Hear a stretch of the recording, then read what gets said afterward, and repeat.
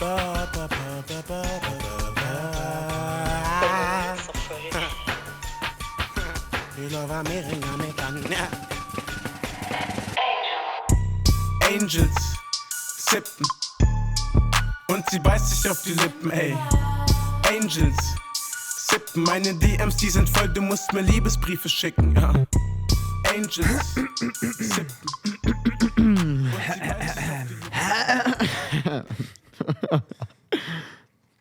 Angels. Sippen. Yeah. Angels. Sippen. Ja, und mit dem begrüßen wir euch ganz herzlich zu der heutigen Folge vom Pushcast. Abgeschossen, abgestürzt. Schau mal wieder. Oh, Scheiße, das schlägt da komplett aus. Also, Ja, ich hoffe, es war nicht allzu krass gewesen, wie man da. Alle Headphone-Users. Ja, Die sind guten jetzt Morgen. gestorben. Guten Morgen, genau. Ja, herzlich willkommen. Mal Herzlich wieder back. willkommen. Wir haben Ja. auf uns warten lassen. Ich weiss Ja. nicht, wie es bei dir war, aber jetzt ungelogen, wir haben 3-4 Leute haben gefragt, was los ist. Wirklich? Jetzt ohne Scheiß. Bruder, mich hat niemand gefragt. Ah, krass, Ja, wirklich? also vielleicht gerade noch von Anfang an, wenn meine liebe Tante das jetzt gerade morgen früh hört, aus dem Spital. Sie hat gefragt, aus dem Spital raus, jetzt hat sie endlich mal Zeit. Ganz guten Morgen und ganz gute Besserung. Genau, gute Besserung. Sie hätte jetzt endlich mal die Zeit, in Ruhe unseren Aus dem Gelaber unserem zuzulassen. Gelaber, unserer Weisheit mal wie sagt man dem? Beistehen. Unserer Weisheit beistehen. Weiß nicht. Ja, bei uns passt Beistehen recht gut. Ja, auf jeden Fall haben wir es letzte Woche mal wieder einfach nicht angebracht. Es Ja. hat einfach auch wieder nicht so gepasst. Ja, und ich irgendwie nehme es auch so. ein bisschen auf meine Dinge, weil ich habe am Donnerstag ja letzte Woche wieder das erste Mal wieder im Gartenbau angefangen. Im zu Gartenbau. arbeiten. Yes. Und ich bin wirklich die ersten 2 Tage, ich bin so zerstört gewesen am Abend. Jetzt geht es schon wieder, so einigermaßen. Aber am Anfang so 5 Uhr am Morgen aufstehen, schwierige Sache. Heavy shit. Ja, vor allem wenn man sich ein halbes Jahr eigentlich gegönnt hat, dass man immer erst am 9 Uhr irgendwo muss sein muss. So. Ja. Und dann gechillt vor dem Computer irgendwelche Sachen machen. Ja. Was machen Sachen? Ja, also es ist witzig. Also mein Kopf ist frei, richtig schön. Es ist richtig geil. Ich merke, dass ich mit dem Körper arbeite und nicht mit dem Kopf. Oder nicht so viel mit dem Kopf. Und das tut hure gut. Also vor allem mir. So. Ja, ich meine, ich habe immer gesagt, ich bin nie ein Bürogummi oder so. Ich kann nie im Büro hocken. Aber trotzdem bin ich so oft jetzt immer nur im Büro gehockt. Ja, das tut mir richtig gut. Ich merke es voll. Der Körper mag wieder, also ein bisschen so. Die Energie, die wieder durch die Adern durchfließt. Ja, also es ist crazy. Ich habe auch wieder richtig viel Hunger. Also weißt du, wirklich zum Morgen, also beim Losfahren etwas essen, nachher am Mittag etwas essen, am Abend gut etwas essen. Einfach, ich bin voll hungrig, ich merke. Und trotzdem habe ich voll viel Energie irgendwie. Also es ist ganz strange. Es ist ganz strange, was da so passiert. Also die Phase mit viel Essen, viel Leistung und so körperlich, ist bei mir wirklich nur im Militär gewesen. Ich bin einfach seit Gedenken bin ich Bürogummi, verschimmeln vor dem Computer. Aber dort, wo ich auch in die RS gekommen bin, morgen 6 Uhr, halb 6 Uhr aufgestanden, dann rasieren und so, halb 7 AV. Antritt verlesen und dann bist du den ganzen Tag auf der Beine gsi, irgendwo im Feld am Rumkresseln, am keine Ahnung was machen. Und da hast Mittag nur eine halbe Stunde, 3/4 Stunde gehabt. Ja. Und dann hast du Biegen des Todes nach dem Fressen auf die Scheisse und nachher ist es wieder aufs Feld rausgegangen. Im Normalfall früher. Ich habe die Winter-RS gemacht. Früher. Ja, früher. Also das war gerade auch die Zeit, wo ich bei mir den Bart wachsen lassen habe. So ein bisschen weniger Halt früher. so mit 18, so das erste Mal die paar Hörli, wo man das Gefühl hat, ja, es sieht schon hure potent aus, aber Ja, mit 18. also es sind wirklich so die feinen Hörli, die sich langsam gebildet haben. Richtig stolz auf die paar Haare. ja. Es ist wirklich aber Das so. waren die ersten Hörli gewesen. Ja, true, zumindest im Gesicht. Ja. Und dann so mit Rasieren und so sind dann die Hörli schon dicker und stabiler geworden. Aber halt am Anfang, das war einfach so ein Flümli gewesen. Wenn es mal stark gewindet hat, sind ein paar Haare davon geflogen. Ja, also vor allem, ich mag mich auch noch erinnern, ich bin so hure stolz gewesen, das erste Mal so leicht Haar im Gesicht zu haben. Weil dann fühlst du dich wie so ein Mann und dann realisierst du eigentlich, ja, okay. Also vor allem an Stellen, wo es willst. Ja, Also ja, zum Beispiel ja. Monobrauen, gibt es ja auch Leute, die eine Monobrauen haben. Finde ich absolut unästhetisch. Ja, da muss man sagen, das ist Genetik auf meiner Seite gewesen. Ich habe einfach blonde Haare. Sonst hätte ich auch Monobrauen, habe ich das Gefühl. Also, ja, Monobrauen. Ja, aber auf jeden Fall, ich weiss noch, auf meine Beinhaare, die ersten, bin ich noch viel stolzer gewesen. Dort habe ich so richtig so, ich weiss das noch, ich bin in Deutschland gewesen, irgendwie bei Verwandten mit dem Papi und ich bin so im Auto gehockt, hinten auf dem Rücksitz. Und die Sonne hat so auf meine Beine geschonen und dann durch das Sonnenlicht, weißt, hat man, das ist wie so eine Scheibe, die dreckig ist, siehst du, wenn die Sonne drin ist und richtig gut. So war es bei den Haaren auch gewesen. Und ich so richtig so, boah, schau mal, der Shit, Mann. ich will einen Mann. Ja. Ja, oder halt dann eben nicht wirklich. Also ich weiss noch, bei mir, das ist irgendwann, ich glaube, das war sogar noch in der Primar gewesen.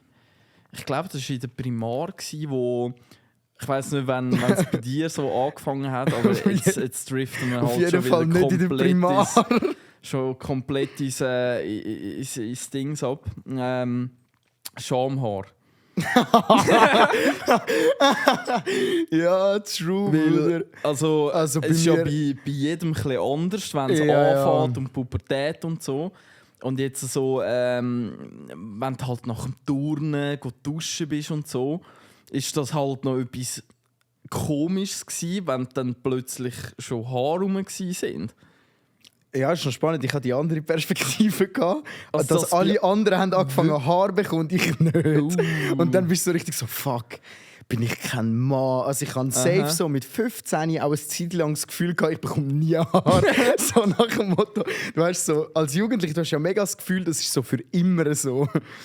Ja, und dann irgendwann, wenn es dann, ist es dann egal gewesen. Aber ich habe da erst hure spät, bin ich da dazu gestoßen. Ich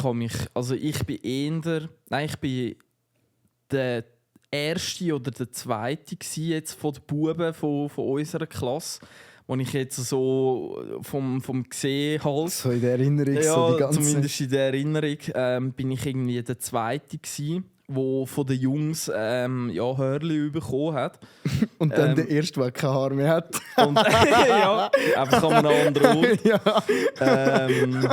Aber in dem Moment, das war hure unangenehm, weil alle anderen haben kein Haar hatten und du hast an einem Ort Haar gehabt. Und also zum ganz ehrlich zu sein, ich habe bis zu diesem Zeitpunkt noch keine Pornos, gar nicht geschaut.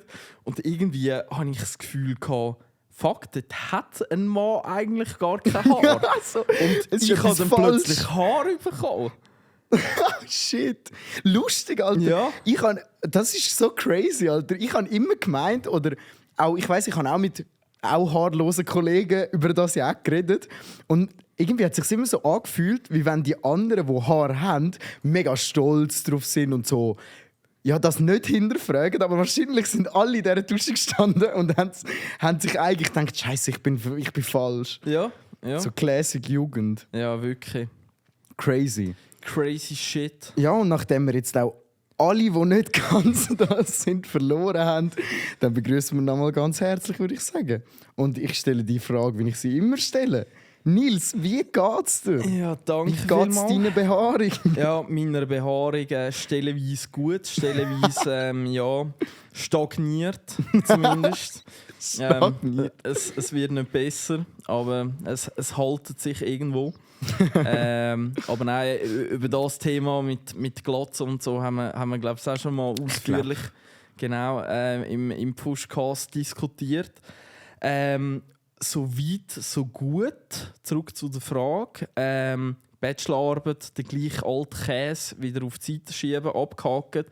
Ich wollte nur mal an dieser Stelle an mein Zukunfts-Ich, an Zukunfts-Nils in 4 Monaten gratulieren.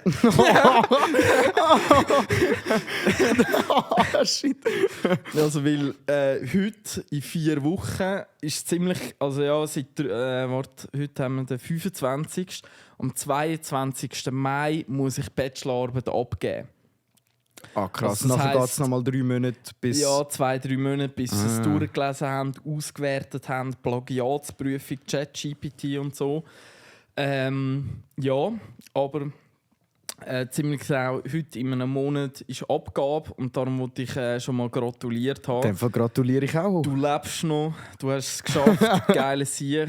Ja. Das eine schließt das andere nicht aus. Ich gratuliere auch. Absolut, ja. Und sonst, ja, auch einiges geschäftlich, privat, sonst alles links, rechts, oben, unten.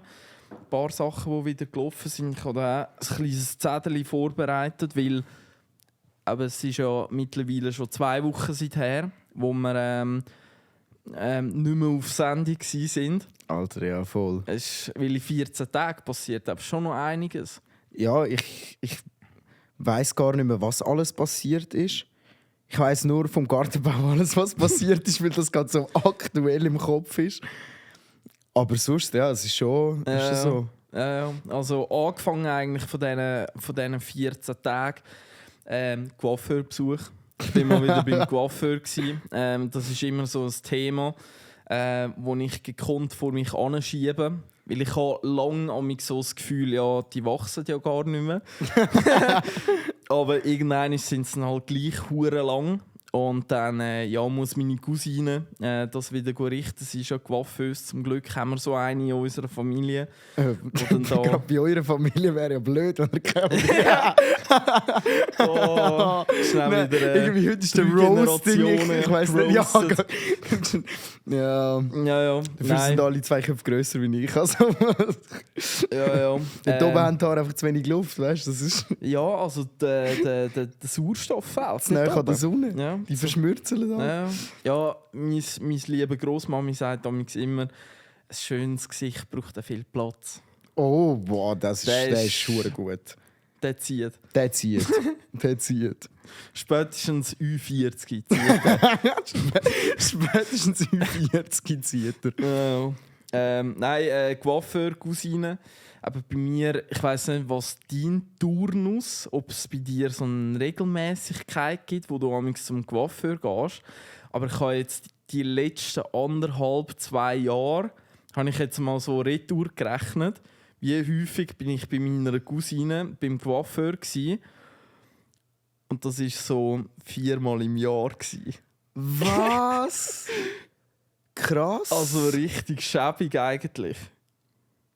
Ich war 2-mal. Was? Aber einmal nur zum Braids machen, wo ich da die Braids halt hatte. Und dann vorher halt das letzte Mal schneiden. Aber krass. Hätte ich jetzt auch nicht gedacht, dass es nur 4-mal sind. Alle 3 Monate mal. Ja. Also es ist noch lustig, weil ich gehe halt auch nicht so gern viel zum Coiffeur. Es ist mega stressig irgendwie und es kostet auch jedes Mal einfach Geld. Und irgendwie brauchst du es ja nicht. Darum habe ich ja meine Haare auch einfach wachsen lassen. Aber wenn du jetzt denkst, es ist krass, also ja, heftig, 4-mal im Jahr. Aber ey, du kannst dir den Coiffeur in dem Sinn sparen und musst nicht rumlaufen wie so ein Neandertaler mit langen Haaren. Sei's mal so. Ja, sei's mal so. Ja, geil. Ja, und wenn man sich dann so Leute vorstellt, die alle 2 Wochen seine Seiten auf Cipher und so, Ja. das, ja. Nee, das lohnt sich nicht. Nee, Für was? glaube ich auch nicht. Also für mich halt nicht so. Nee. Also es wäre schon auch mal zum Thema gewesen, Militär so Vollglatzen machen. Es hat so ein paar kranke Typen gegeben, die einfach zu fest im Film drin waren. Auch einer von Luzern, wo einfach vom einen auf den anderen Tag, der eine hat so einen Rasierer dabei gehabt und dann haben sich 3-4 einen Glatzen geschnitten. Ja. Ja, ich wäre auch so ein kranker Sieg gewesen. So etwas hätte ich mitgemacht. Aber es ist schon eigentlich... Also, das ist halt das Nächste, was ich mache. Wenn ich mir die Haare abhaue, dann fetze ich einfach alle weg. Weil einmal im Leben musst du es einfach mal probiert haben. Und Gewollt oder ungewollt. ja, das Problem ist, du weißt ja auch gar nicht, ob es scheiße oder gut aussieht, bevor du es mal machst. Und es gibt ja zum Glück so einen Snapchat-Filter. Ja, gut. True. Aber wenn es dann halt eben... Es haben mir schon ein paar Leute gesagt, wenn du es machst, kann es sein, dass deine Haarstruktur anders ist und ich dann keine Locken mehr habe. Das würde mich dann triggern. Weil stell dir vor, du haust es ab, es sieht scheiße aus und dann hast du auch keine Locken Nie mehr. mehr schöne Haare. Ich schwöre. So die ganze Haarpracht, die flöten gegangen ist. Ja. Aber auf die andere Seite, ich habe es immer zusammengebunden. Und wenn sie ja zusammengebunden sind, dann ist es eigentlich von der Form her ähnlich wie die Glatze. Ja, Ja. ist so. Vielleicht weg vom Thema Haar Ja, voll haarige zu einer Angelegenheit. haarige Angelegenheit. Es bleibt aber haarig. Oder harzig vielleicht, trifft es auch. Ich habe zweimal das gleiche Thema, das uns in dem Sinn einmal so dich, einmal so mich betrifft. Du hast ein Geschichtchen über das zu erzählen. Ich habe ein Geschichtchen über das zu erzählen. Thema Deutschland. Deutschland. Du warst ja in Deutschland. Ich war in Deutschland, yes. Ich hatte Besuch von Deutschland gehabt. Ah ja, stimmt. Das war auch noch. Jetzt hat es sich geschlossen. Ich habe zuerst Ja, immer noch ja, nicht... ja. Wo du Deutschland gesagt hast, ich habe immer noch nicht gewusst, was Deutschland? Deutschland. Ja, fix. Ah, das war auch von letzter Woche. Das war letzte Woche. True. Ja. Willst du zuerst? Ja, also sind wir zwei Kolleginnen sind mich besuchen in der Schweiz. Von der Zeit von Hamburg. Zum nochmal schnell Retour spielen. Ich habe ja ein halbes Jahr... Jetzt haben wir 2 gespult. Jetzt sind wir in der Steinzeit. Ich habe ja ein halbes Jahr in Deutschland gelebt, geschafft und alles drum und Ein halbes dran. Jahr? Okay, gut. Und von dieser Zeit habe ich halt immer noch ein paar Kontakte, wo ich so ab und zu mal ein bisschen hin und her schreibe. Und die eine von dieser Zeit, die Steffi, kann man nicht herausfinden, wer die Steffi ist. Steffi. Die Steffi. Stefanie Heinzmann, kennen ihr alle. Genau, vom Wallis. Die Steffi und die Nina sind mich dann letzte Woche besuchen gekommen. Und mit denen habe ich damals zusammen gearbeitet. Die eine arbeitet jetzt auch neu an einem neuen Ort und sie muss da das Zeug, das ich so trinke, das stößt verdammt auf, Alter. Das ist ganz Wie du auch schon mühsam. 3 Fläschchen dort stehst. Ja, schon mal ein bisschen auf Gut, sie sind Vorrat. aber auch hure klein. Ja, sie sind Wie viel ist wirklich, da drin? 2 Dezi? Ja, 2 Dezi. Box. Augenmaß. Ja, Gar kein Bau. Tatsache. Aber es stößt auch hure auf. Ja. Auch das fürs nächste Mal.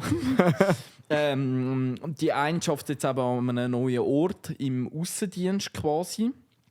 Irgendwie so bei einer Softwarefirma, wo so Sachen für Krankenhäuser, für Spitäler macht. Und sie muss irgendwie, bevor das die Software live geht, muss sie das Krankenhaus nochmal alles konfigurieren und so. Und dann läuft dann das und so.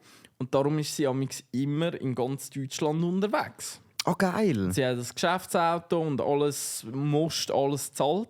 Und nachher ist sie quasi aus dem neuen Jobgedanken raus auf die Idee gekommen, hey, ich habe ja eine fette Karre. Komm, gehen wir mal den Nils besuchen in der Schweiz. Und dann sind sie eben letztes Wochenende da vorbeigekommen. Sind wir gechillt zu Rappi in ein Restaurant gegessen. Chinesisch. Ist lecker geil. gewesen, wirklich. Und dann sind wir auch noch schnell aufs Schloss raufgegangen, so Panorama bei Nacht, haben es mega geil gefunden. Und Rappi ist auch einfach geil. Rappi ist einfach schön, ja. Also egal, ob jemand am Kennenlernen bist, so datemässig oder sonst als Touri, Rappi ist Ja, Rappi ist immer gut. vielseitig. Ja, safe. Voll. Und dann habe ich mir auch im Vorhinein habe ich mir die Überlegung gemacht, gut, du hast einen Tag Zeit, um an ein paar Deutschen irgendwie die ganze Schweiz zu zeigen. Das war so meine Überlegung. Irgendwie. Und entweder wärst du irgendwie ins Kino, keine Ahnung, Achtung, fertig, Charlie oder so schauen. Wäre aber nicht so ganz. Da hätten wir auch wieder eine Zeitreise machen können.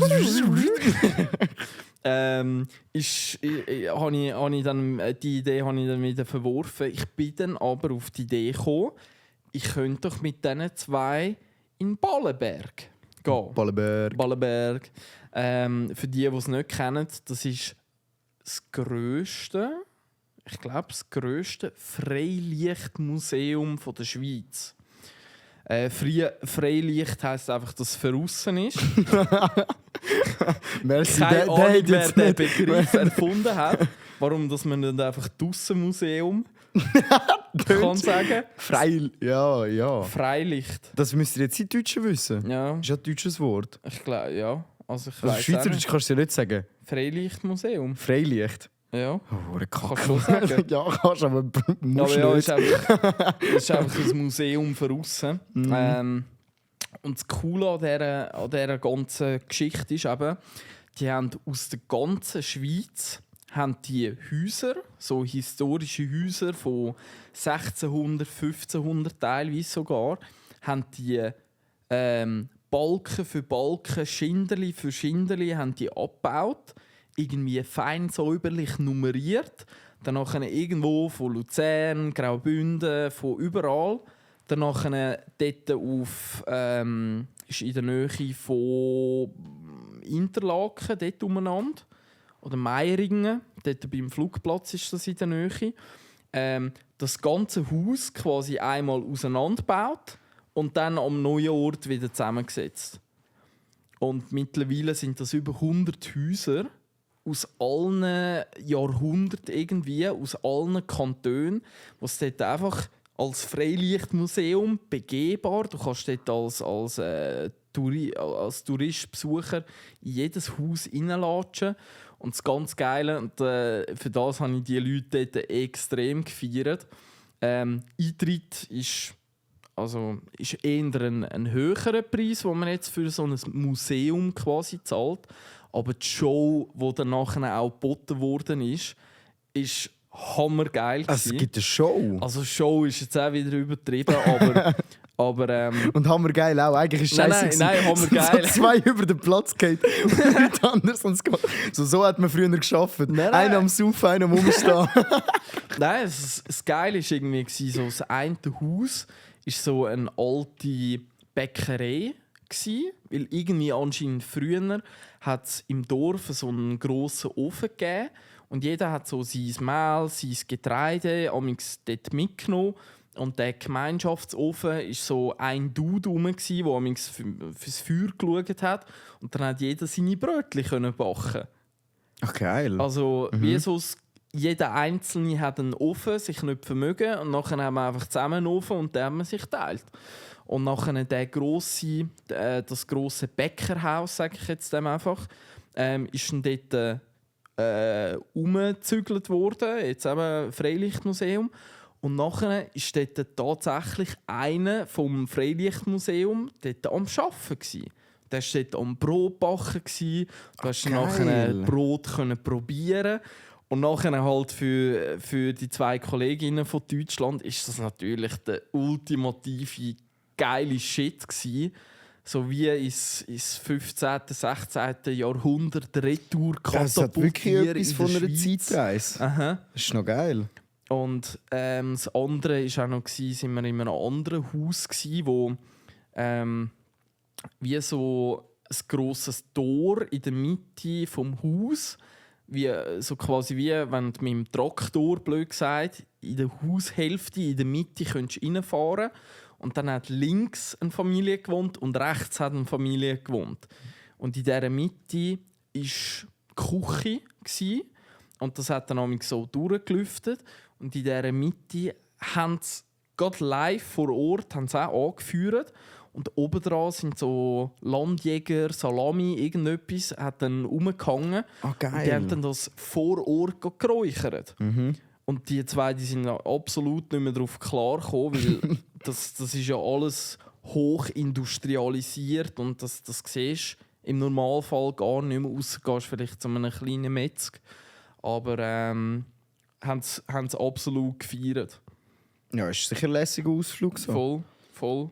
Und da auch an alle Zuhörerinnen und Zuhörer, wenn ihr mal Touris irgendwo von der Welt als Gast habt, kann ich das wirklich als Tipp so empfehlen. Safe, besser wie auf Luzern. Ja. Das ist ja das sonst immer das ist doch der Touri-Ort. Ja, ich über Kappelbrücke laufen, oder? Ja. Heißt Kappel? Kappelen? Kappelen? Ja, Kappelbrücke. Kappel, ja. Kappel. Die haben früher mit Kappler gerne gespielt. Ist eigentlich aus Kappel gebaut. Vielleicht, ja. Nein, kann eigentlich nicht sein. Also, dass es Kappel gebaut ist, oder was? Ja, nein, ich meine irgendwie, dass Kappelenbrücke und Kappler irgendwie die gleiche Namensherkunft, irgendwie so etwas, dass das Gleiche ist. Ich bezweifle es jetzt. Ich glaube nicht, dass das irgendeinen Zusammenhang hat. Ja. Aber who knows? Vielleicht hat der sich gedacht, ich baue etwas und hat so die Brücke angeschaut und hat gedacht, ja Mann, Kappler. No. Ein Teil rausziehen und alles geht zusammen. That's the plan. That's the plan. Trust me, I'm an engineer. Ja, genau. Oh, das war einmal so ein Meme. Lustig. Ja, das war so ein bisschen meine Deutschland-Geschichte von letzter Woche. Ich weiss nicht, wie fest dass du ins Detail, ob du überhaupt ins Detail willst. Ja, also ich weiss nicht, was du mit Detail meinst, grundsätzlich. Aber ja, ich bin in Deutschland. Ich bin nach Heilbronn. Wir sind dort ein Produktionsvideo filmen. Und es war mega entspannt, es war cool. Wir hatten halt natürlich lange Fahrt. Wir sind am Morgen früh rausgefahren, am Abend wieder zurück. Stau, alles, der Classic. Aber grundsätzlich war es echt cool. Ich finde es immer noch lässig, wenn du irgendwo hingehst, so arbeiten. Weil dann hast du irgendwie voll das Gefühl, also so Ferienfeeling. Ich meine, ich bin noch nicht oft in meinem Leben um etwas zu arbeiten, über eine Grenze gefahren. So. Und ja, das war immer nice. Wir sind mega herzlich willkommen geheissen worden. Haben am Mittag Sandwich bekommen und Süßes. Ich habe ja dann noch Zeugs mitgebracht. Also, es war wirklich genial. Dort durchgehustelt und dann wieder zurückgefahren. Ja, ganz eine entspannte Geschichte. Ja, und es ist einfach auch immer lustig und herzig. So, keine Ahnung, ich bin gerne in Deutschland. Mir sind die Leute sympathisch. So. Das ist cool. Ja, aber grundsätzlich ist dort nicht so viel erzählenswert oder so passiert. Zumindest nicht für den Podcast. Aber ja, es war lässig. Voll. Deutschland halt. Deutschland. Ja. Wir haben, für einen anderen Kunden sind dann gerade noch Bücher von Deutschland sind diese Woche angekommen. Das kommt mir gerade noch zu Deutschland gerade so in den Sinn. Dings. Laura Müller. Ich weiss nicht, ob du es mitbekommen hast. Die Frau vom Wendler. Die hat anscheinend einen ersten Song rausgebracht. Also nach OnlyFans hat sie jetzt auch noch eine Songkarriere gestartet. Und das ist so ziemlich von jedem Klatsch- und Tratsch-Magazin halt gerade wieder aufdingselt worden. Und es Lustig. ist eben ein ziemlich... Ja, wie sagt man denn? Gut, wenn der Wendler sie beraten hat, dann... Ja. Aber die wollen doch einfach in die Medien kommen, oder? Seine Karriere ist halt langsam ausgebrannt. Da interessiert sich einfach kein Mensch, selbst wenn er jetzt nackt irgendwie über das Stadion säckelt. Schreiben das zwei Zeitungen, aber es interessiert... Ja, genau. Es wird niemand verwundern. Die Leute würden kurz darüber reden, aber es wäre allen scheißegal. Ja. Und bei ihr kannst du vielleicht noch ein bisschen mehr, oder sie glauben, sich noch ein bisschen mehr rausholen. Aber ich habe den Song nicht gehört. Und was ist ein Schlagersong? So? Nein, es ist so... Ja, wie sagt man dem? Nicki Minaj ich habe einen dicken Arsch, ich habe grosse Bubis Song. Auf Jetzt Deutsch ohne oder auf Scheiß Englisch? auf Deutsch. Nein! Hey, und ich habe auf YouTube, Angels. ich kann nachher ein paar Kommentare noch, Oh ja, ein geil! paar Kommentare Wow. vorlesen. Absolute Legende. Ich zitiere kurz schnell die ersten paar Strophen Oh ja, gerne. vom Song. Schau auf meinen Body, findest du mich heiß? Heiß in Klammern. Deine Das ist Augen Adlibs. ziehen mich aus. Martini liegen auf Eis. Eis, wieder in Klammern. Meine rote Sohle streichelt dein Gesicht. Nein, dort hat es keinen Clip. Ja, wäre auch scheiße, Adlib. In Gedanken bin ich shoppen, das sag ich dir nur nicht. Nenn mich Luxus Lady, das ist mir egal. Dior in 100 Farben schmücken mein Regal. Das reimt sich. Was? Ich mache es gern im Auto, den Knüppel in der Hand, aber nur in einem Ferrari, denn der ist mir bekannt. Oh mein Gott! Oh mein Gott! Und jetzt der Refrain, den darf ich glaube auch noch, also ich weiß nicht, Ja, ja, wie lange zitieren darfst du glaube ich alles. So lange wie du wir willst. spielen am Anfang und am Schluss von da Ja, auf stimmt Spotify eigentlich. irgendeinen Song ab. Ja, stimmt. Also- Ja. Und jetzt der Refrain. Ich bin auf OnlyFans ein Superstar, habe 100.000 Follower, bin auf OnlyFans Tag und Nacht. Ich weiß doch, was dich glücklich macht. Also die Lines, die sie rausballert, ja Baba-mässig. Müssen vom Wendel kommen. Also Ja. unbestritten. Alter Schwede. Ich probiere da gerade noch schnell auf YouTube. Ah, das ist doch eins zu viel jetzt. Ja, gut, als wenn es gibt halt keinen Weg zurück mehr für die so gross. Das ist halt schwierig, oder? Oh, jetzt habe ich sogar noch Hitzki von dem Seich. Was ist es für ein Beat? Ist es so... Ja, Was also ist ich es kann es so? dir nachher zeigen. Also tut sie es rappen, oder... Ja, sie probiert es so. Aber weißt du, manchmal trifft sie auch nicht so genau den Takt. Und Oh nein! also so wie ich das jetzt mit meinem Aber- Schweizer Hochdeutsch probiert habe, Aber vorzusingen. meinst du, vielleicht macht sie es ja auch extra? Also, Ja, also das Ding ist auf Weil- YouTube, das hat 1,4 Millionen in 7 Tagen können ja, und wie generieren. viele Likes? 4500. Alter, Dislikes sicher ausblendet, ja. Also YouTube hat es ja jetzt deaktiviert. Es gibt so Add-ons, die es wieder einschalten können, aber auf dem Handy sehe ich es jetzt nicht gerade. Also du kannst es auch, wenn du das Video aufladest, einschalten. Ja, Das kannst du auch als Creator entscheiden. schon? Ja, Okay, das weiss ich ich gar habe es bei mir eingeschaltet. aber ja, da haben wir so geile Kommentare wie «Ich habe den Song als Wecker genommen, jetzt stehe ich sogar 5 Minuten früher auf, als er klingelt.» Alter, die Leute sind so geil! Ja, absolut. Und nachher natürlich der obligate «Wer ist auch nur hier, um die Kommentare zu lesen?» Ich habe nichts erwartet und wurde trotzdem enttäuscht. Oh. Warte, wie sagt man? Schwach angefangen und stark nachgelassen. Danach kommt der Geile. Meine Kinder räumen wieder von alleine ihr Zimmer auf und lernen für die Schule, nur um nicht so zu enden.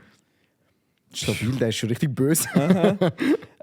Dass der Wendler den Part in der Beziehung ist, der die bessere Musik macht, hätte keiner erwartet. Ja, wow, shit.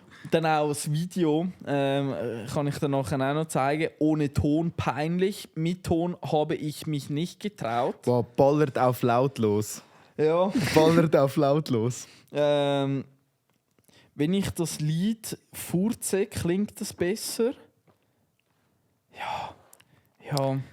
Da hat es noch einen Kommentar mit 3000 Likes. Hört Alter, der sich- Kommentar hat fast so Fast so, viele ja. Likes.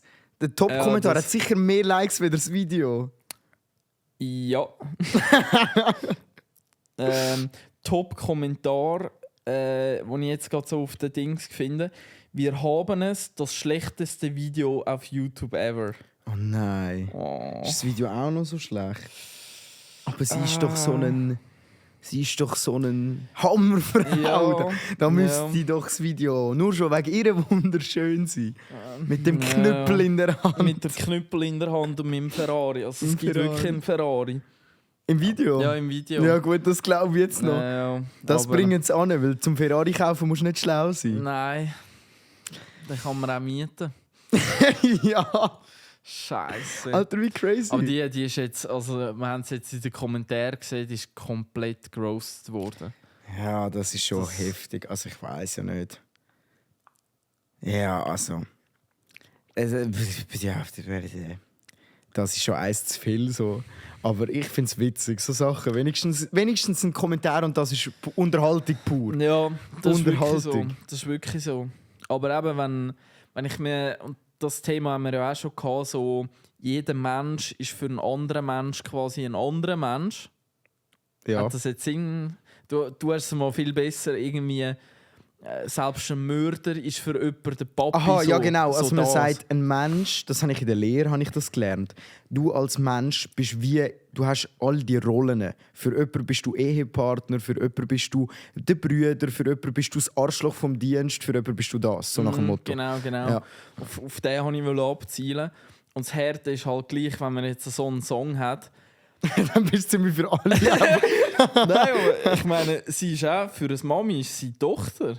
Oder irgendwie ein Enkelkind oder keine Ahnung was, Ja. wo jetzt ihre Beine spreizt und ein bisschen auf OnlyFans und ein bisschen... Ja gut, das ist natürlich das andere, aber ich meine, es ist halt einfach... Ich weiß nicht, ich glaube oder ich hoffe für sie, dass, ich sage mal, ja, sie einfach eine gute Beziehung zu den engen Leuten hat und dann ist es ja vielleicht oftmals auch egal, weil gewisse Leute, eben, die spielen ja auch irgendwo eine Rolle. Ich glaube, wenn sie etwas gecheckt hat, haben sie das gecheckt. Dass sie sind wahrscheinlich jetzt nun mal die, wo sie sind und wollen das jetzt noch ausnutzen. Weil eben, dass sie zum Teil den Takt nicht trifft, oder so, das kann man nicht anders erklären, wie das extra ist.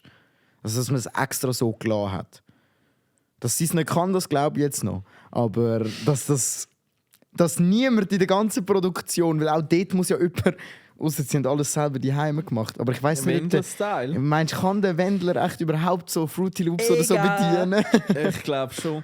Ja, irgendetwas muss es schon Also können. Crack die FL Studio Version. Ein paar VST Plugins, Nexus 2, wo er sich abgecrackt hat. Ja. Und dann so Schlagerdings. Es ist ja immer das Gleiche, die gleichen Drums, die Ja. gleichen Melodien. Ja, da habe ich letztens gehört, es ist so, man soll immer etwas ein bisschen unter der Gürtellinie machen, wo aber nicht so voll auf die 12 ist, also nicht so voll drauf, sondern so ein bisschen umschifft. Es hat ja der Felix Lobrecht und der Tommy Schmidt haben in ihrem Podcast über das geredet, haben dann so ein paar Sätze gesungen, so genau irgendwie so oben kommen die Eier, dort kommt das und unten kommt die Gurke rein. Und das war dann ihr Song gewesen. Also es ist so, eben, es ist zweideutig, aber es ist nicht voll auf die 12, sondern es ist so, du räumst den Kühlschrank hin und unten kommt die Gurke rein. Das ist mega heiß zu viel. Und nachher hat einfach der eine, so der Ballermann-König, ich weiss gerade seinen Namen nicht mehr, hat einfach das rausgenommen aus dem Podcast, hat einen Song daraus gemacht und sie haben miteinander dann veröffentlicht und sogar einmal am Ballermann performt. Oh mein Gott. Ja. Aber eben so Schlager muss, glaube ich, so ein bisschen... Also hat sie völlig falsch gemacht mit dem. Sie ist ja eigentlich voll auf die 12. Macht sie... Ich erinnere den Text ein bisschen so an Katja Krasavice. Ja. So schon. vom Inhalt. Hat Katja nicht irgendwie noch einen Eistee auch noch rausgebracht? Also Wie jeder Künstler. Shirin David hat sicher einen. Aber Es gibt ja Katja... den Brattee. Das ist der den vom Ich habe Kapi. gemeint... oh ja, sorry. Das ist der vom was habe ich Kapi. gesagt? Der Brattee. Der Ja, der Brattee ist Brattee. vom Kapi. Kapital Bra. Von Drum wem? Brattee. Und was habe ich gesagt? Von wem ist der Brattee? Du hast nichts gesagt von wem. Du hast Aha. einfach gesagt, es gibt einen Brattee, Aha, glaube okay. Also- Ja genau, der ist vom Aber Kapi. wir suchen den von der Katja, Und wenn es einen ich gibt. Ich kann wollte jetzt sein, nichts Falsches sagen, Ist aber es scheissegal. ist, glaube ich, ziemlich ein negativ behaftetes Wort, das auch mit so T. Mit einer Menge Fantasie. Ja, genau, so in dem Stil. Ja. Aber es haben schon viele so etwas rausgebracht. Ja, mal schauen, was bei der Laura oder bei die Wendlers der nächste grosse Coup ist. Wenn die Laura und der Wendler würden einen Eistee rausbringen, wie würde der echt heißen? Egal! Nein. Gewendelt. Gewendelt, nicht gerührt. Ja. Gewendelt, Nicht gerührt. geschüttelt, sondern gewendelt. Oh Manometer. Das wäre unten dran der Slogan irgendwie. Ja, genau. Geschüttelt oder gewendelt, nicht, Nicht gerührt. geschüttelt oder gerührt. Ja. Ja. Aber wie würde er echt heißen? Mir kommt sicher etwas Lustiges in den Sinn, aber jetzt einfach gerade nicht. Es auf Kommando. Ja, will. auf Kommando, ja. Schwierig. Kommando ist schwierig. Es macht alles weniger Spaß, wenn es auf Kommando passieren muss. Selbst die lässigen Sachen. Ja, Selbst Bumsen. ja. Wenn es auf Kommando ist nicht schlimm, aber gibt Besseres. Gibt es Sachen, die auf Kommando besser sind? Nein, ich glaube nicht. Schreiben Sie Kommentare. Schreiben Sie Kommentare, aber so auf die Schnelle.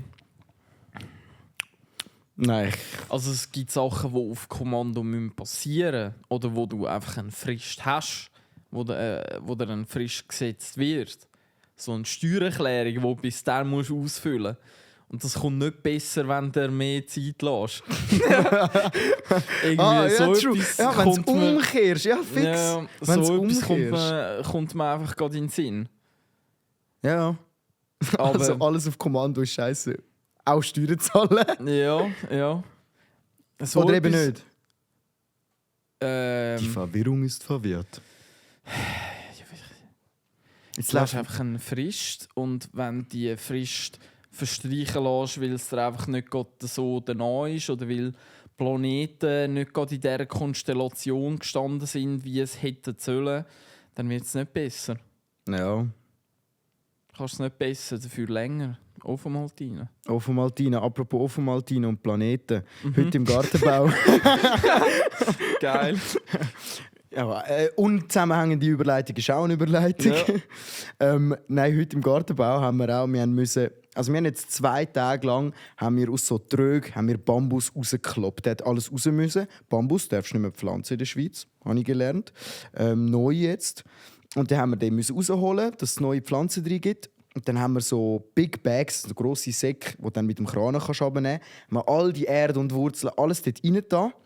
Und heute haben wir den Tag, wo der Kran gekommen ist. Das ist so ein Stufenhaus. Und der hat unten in einer Gasse stehen. Zwischen einfach alles so reiche, einfach ziemlich gut, also sicher nicht eine billige Miete. So. Oder halt auch gekauft, das Zeug. Und dann wirklich haben wir dort, weil wir die Straße nicht können sperren, dann haben wir den Kran dort unten aufgestellt, den Lastwagen, er ist rückwärts reingefahren, alles aufgestellt, eine halbe Stunde haben wir gebraucht. Und wirklich, als der Typ raufgelaufen ist, um mit dem Gerät das zu bewegen, wo er da oben war, kommt einer hin und muss rausfahren. Ja. Fuck. Nachher laufe ich so zu ihm an, so, ja, sorry, eben, am Mittag sind wir wieder weg. Und dann ja, weißt du, er ist am Zügeln. Nein! Ja! Fuck! Ja, Digga, wir Fuck. denken, nein! Und dann, er war aber mega entspannter Sieg, mega gemütlich. Und dann hat er dann so gesagt, also haben wir ihn dann rausgelassen und dann hat er dann vornamens parkiert und ist hinterher gelaufen und hat dann am Nachmittag gezügelt. Aber ey, wir in dem Moment, wir haben gedacht, das kann doch nicht sein. Und das ist so ein Sackgas, wo du nicht Ja. aneinander vorbei kannst. Ja, und hinten es hat Scheisse. so ein paar Garage-Ausfahrten gehabt, weil die haben dort alle Autolift. So. Ja. Also Du hast nie nicht- gewusst, ob jetzt doch noch jemand kommt oder nicht.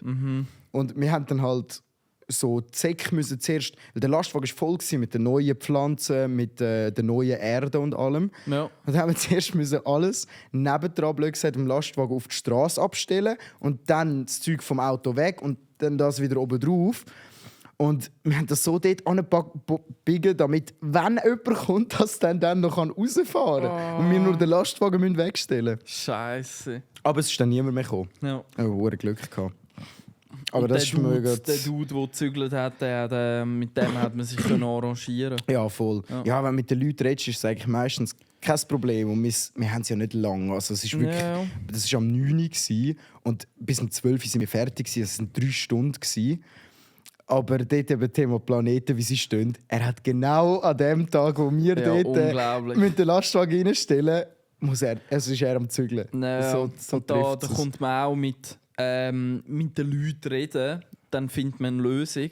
Es ist mir letzte Woche mit dem einen Kollegen ein Ding passiert, wo wir auch vom Kundensupport quasi ein E-Mail bekommen haben, hey, wir müssen einen Frist von 3 Tagen verstreichen lassen. Vorne dürfen wir nichts machen, können wir nichts machen.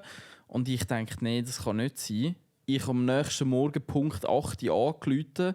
Guten Tag, das Problem. Nachher hat er sich schnell 2 Minuten angeschaut, hat selber gemerkt, hey, macht gar keinen Sinn. Und dann, obwohl wir quasi 3 Tage hätten müssen abwarten, hat man dann gleich gemerkt, hey, Scheiße, macht gar keinen Sinn. Gibt nur ein Problem. Und innerhalb von 10 Minuten war das Problem aus der Welt geschaffen. Ja, das ist aber schon. Das ist eigentlich erschreckend oft der Fall, dass man einfach etwas nur sagen muss. Oder irgendwie. Blöd tun manchmal. Ja, einfach fragen halt. Ja. Und dann funktioniert es. Ja. Aber so, du musst irgendwie eben der Kollege, der am Zügeln war, du musst schön miteinander reden und kurz austauschen. Aha. Hätte ich ihn jetzt einfach nur durchfahren lassen, also blöd gesagt, alles gemacht, so geschwind, oh ja, sorry, wir sind gerade weg, dann hätte er immer wieder kommen und das wäre ein riesen Ding gewesen. Ja, das ist eigentlich ja geil, wenn du denkst, dass du nur musst reden und dann schon viele Sachen sich lösen. Die Macht des Wortes. Boah, das hast du schön gesagt, Alter. Gänsehaut. Podcastname, die Macht des Wortes. Ich schwöre, die Macht möge mit dir sein. Und in deinem Namen. Ich habe für Star Wars geschaut in der letzten Zeit. Stimmt, ja. Stimmt, da musst Disney Plus lässt grüßen. Jeden Abend irgendeinen Star Wars oder so am schauen. Aber es ist schon einfach geil. Ich glaube, in der letzten Podcast-Folge haben wir eben ein bisschen mit diesen Qualitätssachen und dass sich da auch Netflix ein bisschen Spiele verscherzt und Disney Plus jetzt easy am Aufholen ist oder kann aufholen. Ja. Gut, das ist eigentlich gut. Ich kann gerade dort anhängen, weil ich habe jetzt ja 2 Wochen habe ich es jetzt in dem Sinn. Und ich habe viel auch geschaut. Ich merke aber auch, durch das, dass ich die riesige Auswahl habe und mir nicht einen Film kaufe, schaue ich auch gewisse Sachen einfach nur so 10 Minuten und dann, ja, nein, scheißegal, ich schaue etwas anderes. Das ist das, was jetzt dazukommt. Und dann ist so bei Weiterschauen sind so viele Sachen schon. Wo alles... Wo ich irgendwie angefangen habe und dann gedacht habe, nein, komm, schau ich nicht. Frech. Ja, mega frech. Und vorher war das gar kein Thema. Da habe ich einen Film gekauft für 4 Stutz oder 4,50, also gemietet. Dann habe ich gewusst, jetzt habe ich 48 Stunden Zeit. Also schaue ich ihn. So. Aber ich habe auch Avatar habe ich beide wieder geschaut. Wow. 1 und 2. Wow. Ich merke gerade, ich habe mega viel Zeit Fernsehen geschaut und dann noch gamet. Gut, das Wochenende war mega scheiß Wetter. Ja, extrem scheiße. Kalt. Ja. Ist und nass. Letztes Mal. Dort war es so schön warm. Wo so scheiße heiß. Also ja, schon richtig Sommer war. Es war richtig Sommer und jetzt haben wir nochmal voll Winter bekommen. So ein Dreck. Ich bin stolz auf uns, dass wir erst nach 45 Minuten über das Wetter reden. Und das nach unserer 50. Folge. Ey, true. Wir dürfen das. Das ist so. Weißt, in der Firma, wo ich jetzt angefangen habe, sind mega viele Mitarbeiter, also im Unterhalt so 50 Leute. Da bist du so am Morgen dort so, morgen stehen alle dort, rauchen, trinken einen Kaffee. Kommst am Morgen gratis Kaffee über von ihnen, jeden Tag einen Stutz. Mega cool. Und dann stehst du dort und so, ja, Wetter ist scheiße, ja. Schon scheiße, über mich redest du nicht. Es ist einfach das Wetter, das Thema ist. Ja, aber das ist der Klassiker. Also auch so bei, wenn man jetzt an Familienfestchen oder so denkt. Ja. Also so Weihnachten oder Geburtstag oder keine Ahnung, was sonst noch so was sind noch so Anlässe? Ja, oder allgemein, der Joko und der Klaas haben gerade letzte oder der Klaas in seiner Late-Night-Show hat so ein Format gemacht, wo er Leute, die seit irgendwie so 10 Jahren oder so in Deutschland leben, interviewt, was sie als typisch deutsch empfinden. Und dann haben sie diese Sachen nachgestellt. Und dann haben sie so Gespräche am Morgen zum Beispiel nachgestellt. Und es ist wirklich, es ist so akkurat, es ist so krass. Und wir sind ja nicht mal deutsch, aber weißt, es ist wirklich so mit dem so, ja, morgen, Moin. morgen, Ja, einfach so, dass, wie man halt sich verhaltet und dir aus... Hast du gut geschlafen? Was hast du geträumt? Ja, nicht einmal. Nicht Es ist ja einmal? nein, es ist ja dann nur so morgen oder dann eben so, so geht's gut oder ja, das wäre besser. Ja, besser wäre ein Cremeschnitt oder so. Weißt du, also die Sprüche, die für uns so völlig normal sind und man so gar nicht groß darüber nachdenkt. Und Hat die mich haben das, gefroren. ja, die haben Vom das so Arsch bis zu geil. den Ohren. Oder einer hat gesagt, die Festplatte löschen, wenn sie gehen saufen, weißt du? Die Festplatte löschen. Geil. Ja, gut gefunden. Es ist eigentlich noch witzig. Es wäre mal eigentlich eine Sketch-Idee zum Klauen. Klauen ist immer gut. Ja, safe. Copy-Paste. Ja, uns hat mal ein Dozent gesagt, eine gute Idee ist. Nein, nein. Ah, fuck, ich weiß es das nicht ist mehr. vom Steve Jobs. Das kann Also sein, dass er das einfach. Ursprünglich das Zitat stammt vom Weißt du es Steve noch? Jobs. Weil ich weiß es gerade, ich Genau, bin jetzt also, zusammen. ein guter quasi macht es gleich quasi, lässt sich inspirieren von einer Idee und macht das quasi so. Und ein Genie klaut von einem anderen Ort. So ist Irgendwie so, ja, so, voll, so ja. ist die Aussage. Ich habe irgendwie noch so einen anderen Spruch. Irgendwie so, schlecht kopiert ist gute Kunst. Oder irgendwie so. Ja, einfach eben, du machst so dein eigene draus aus einer guten Idee. Ja. Ja. 90% der Influencer heutzutage. Ja, aber eben, es kann funktionieren. Das ist krass. Ich habe gerade gestern auch wieder so eine völlig behämmerte Scheißidee auf TikTok gesehen, wo ich mich selber wieder verwünscht habe, dass ich 1 Minute von meinem wertvollen Leben vor dem Handy an einem scheiß TikTok-Video verbracht habe. Und der Dude, jetzt musst du zuhören, der Dude hat ein Lego-Set zusammengebaut, wo im Säckchen noch drin war. Ah, im Säckchen Im zusammenbauen. Säckchen drin. Wow, shit! Wow, wie geil! Ja! Aha. Wow! Also bei dem, Mega bei simpel, dem, aber cool. Ja, aber bei dem Lego-Set war es eben so, alle Teile waren in einem Säckchen drin. Und das Säckchen hat er nicht aufgemacht, sondern er hat jedes Teil am richtigen Nöppli in diesem scheiß Säckchen drin so gemacht. Crazy. Und ich habe Aber das es sind voll... so die simplen Ideen, die Ich dann eben schwöre. geil sind. Und das ist, ich weiß jetzt nicht mehr von welchem YouTuber das mal auseinandergenommen worden ist, aber es hat doch auch so ein Zeitchen gegeben, wo so Gurkengläser oder so die Stege durchabgerollt worden bis sie kaputt gehen. Bis sie kaputt Ja, gehen. ja. Und einmal hat es irgendwie so Kugeli, Ja, Murmeli genau. drin, einmal hat es so Schleimzeugs drin, einmal hat es Am schlimmsten.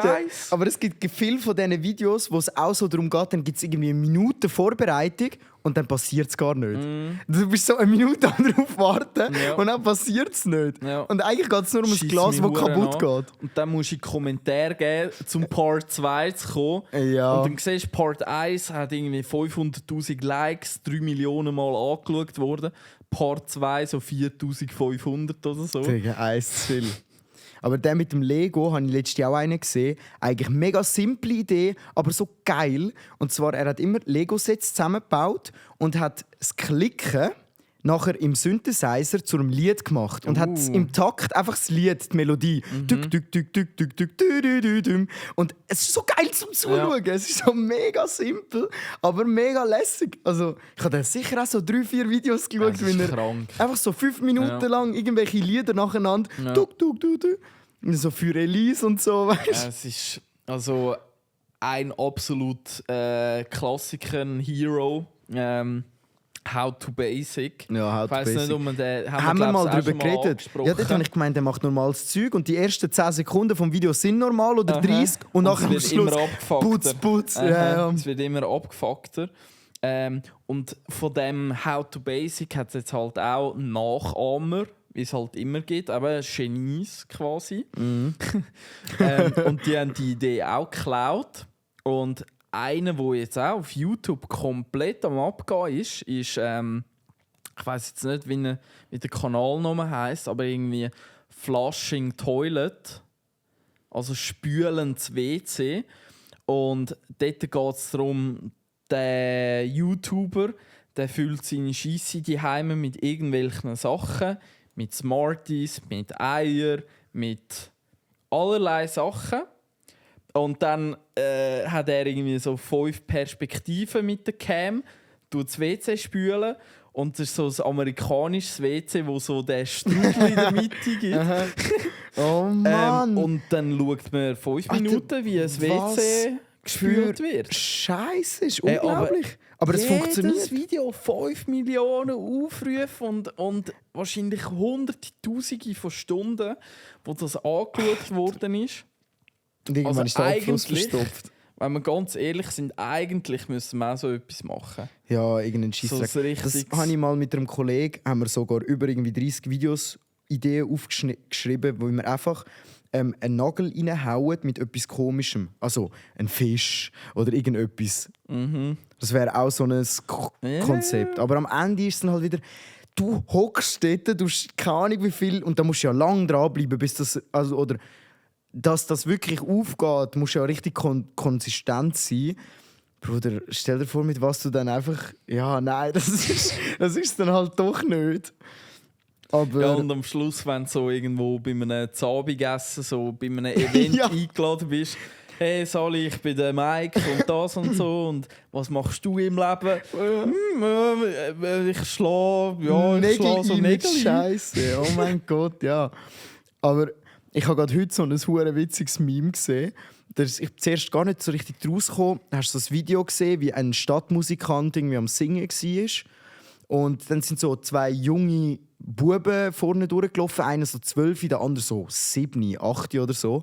Und dann steht so ein Snapchat-Text drüber mit «Unsere Jugend ist doch nicht verloren, endlich ein Junger ohne Handy.» Und ich so geschaut, ja, wirklich kein Handy. Aber der kleine 7-Jährige hat eine Ziege in der Hand gehabt. Ich schwöre, ich musste so lachen, Alter. Einfach die Ebene, wo der Witz durchgemacht hat, das Video von ein Strassenmusiker, Text und ja, das Kind ohne Handy. Oh mein Gott, es hat eine Ziege, what the fuck?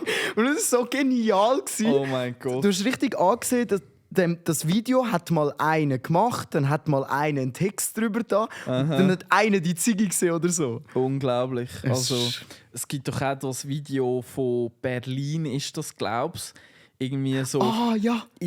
Also es ist ein Video, eine Aufnahme, wo 30 Sekunden einmal quasi so We're in the 360 Matrix Grad. oder so. Genau. Ja. Prove me wrong, wir leben nicht in der Matrix oder so. Und dann eben das Video von Berlin und dann siehst du irgendwie so einen kaputten Crack-Dude, der so am Durchlaufen ist. Ein Stadtmusikant, dann irgendwie nebendran ein Paar am Heiraten.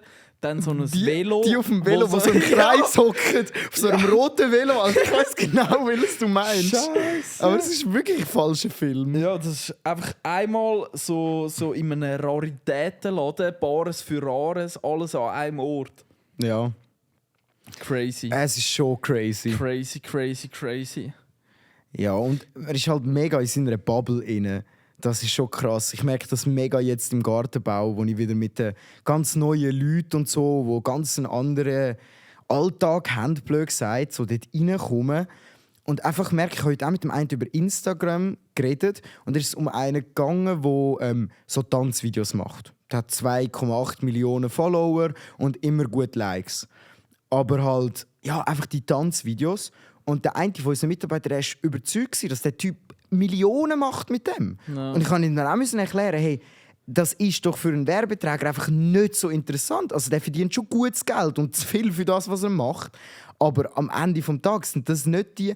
Das ist den Leuten null bewusst. Ja. Und mir war nicht mehr bewusst, dass ja das viele Leute immer noch nicht gecheckt haben, dass Reichweite nicht gleich rich bedeutet. Ist es ein Schweizer Tänzer? Nein, es war irgendetwas Amerikanisches oder so gewesen. Weil also der Birrenweich, den kennt man ja ein bisschen in der Schweiz, wenn man ja voll vor der EM-Nazi-Spiel und so kommt immer irgendein Video von ihm. Die haben sogar einen Podcast mittlerweile da. Ja? Mit dem wie heisst er jetzt? Ich weiss es nicht mehr. Ja. Fällt mir nachher wieder ein. Der Birrenweich. Ich habe einen Kollegen, der genau gleich reden kann wie der Birrenweich. Also ich finde ihn lustig, aber es ist Satire. Es ist, ja, natürlich. So, also, aber er hat auch schon Probleme gehabt. Er hat auch schon Probleme gehabt. Also, wenn der, glaubst, auf die Straße rausgeht und den falschen Leuten... Nein, ich glaube nicht mal wegen dem, sondern rechtlich, weil er gewisse Sachen gesagt hat, die irgendwie falsch waren oder so. Aber ja, das weiss halt auch nicht. Und der hat eben mal seine Einnahmen geleakt. Ah, also... Überraschung, verdient einfach nichts, oder was? Nein, also er macht das jetzt schon hauptberuflich. Da seine TikToks und wie heisst das irgendwie? Macht er auch so TikTok-Lives? Battles ja, irgendwie. Battles, ja, live, TikTok Live. TikTok Live, ach so, genau. ja, dann okay, ja, dann kannst du schon von dem leben. Ja, aber ich würde jetzt behaupten, so auf TikTok Birrenweich einer der grösseren in der Schweiz. Der Kollege von Mohammed, der Schwiric. Der Schwiric, genau. Schwiric. Ja, ist ein bisschen schwierige schwierig. Sache. Aber der verdient jetzt in diesen Zahlen, wenn ich es noch richtig in meinem Kopf hatte, dann verdient der brutto auch etwas zwischen 5.000 und 6.000 Franken im Monat. Ja, aber muss halt einfach die ganze Zeit live sein und macht sich ein bisschen zum Aff, ich weiß nicht. Ja, also es ist halt... Ich bin so zwiegespalten, weil irgendwo finde ich es lässig, am Schluss ist es Unterhaltung und wenn Leute für das Geld ausgeben, easy. Aber es gibt ja viel dort halt Kritik, weil da ja auch ganz viele Kinder Geld ausgeben. Und gerade ich, wo so ein 12-Jähriger war, der 200 Stutz von den Eltern in Clash of Clans reingesteckt hat, ohne das zu dürfen, habe das Gefühl, das ist schon gefährlich. Und dann, darum, ich weiß nicht. Es ist halt relativ wenig Anspruch auf TikTok. Ist so. Zum Views machen. Ist so. Ja. Aber es gibt ja auch so Reportage oder so, da bin ich jetzt zu wenig informiert, aber so die ist euch sicher auch, du, der jetzt zuhörst, dir ist sicher auch mal so ein Video, wo so irgendein Papi, wo in Indien und im Hintergrund sind seine Kinder am Schlafen. Also ziemlich eine krasse Situation, wo dann quasi so im Live... Wird. Aber eben, gestellt wird, ja. Das ist also es ist auch eine Art, wie man Geld verdient. Ja. Und dort gibt es dann auch so